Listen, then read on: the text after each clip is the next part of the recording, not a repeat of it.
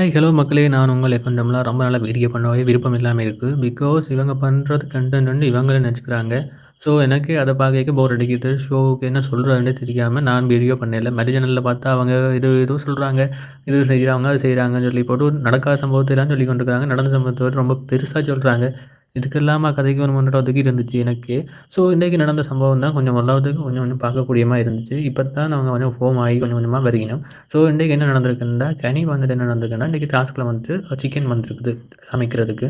So, chicken வந்து சமைச்சிருக்கைக கனி வந்துட்டு அது ஒரு பெரிய ஒரு விஷயம் இல்ல. சமைச்சு முடிச்ச பிறகு, அது டாஸ்க்குக்கு தானே சமைக்க வந்தது. இப்ப ஏன் சமைச்சனீங்களான்னு சொல்லி, அது ஒரு பெரிய பிரச்சனையா கனி வந்து கிளப்பிட்டாங்க. ஸோ, இந்த டைம்ல வீடியோ பார்க்குறது தானே கனி ஏன்டா குத்துறதுல இருந்து ரொம்பவே திரிகிறவங்க தானே. ஸோ, கனிய வந்துட்டு நீங்க வந்துட்டு நல்லவங்க மாரி நடிக்காதீங்க. எல்லாம் செய்யும் வரைக்கும் பக்கத்துல இருந்து பார்த்துட்டு இருந்தேன் நானே.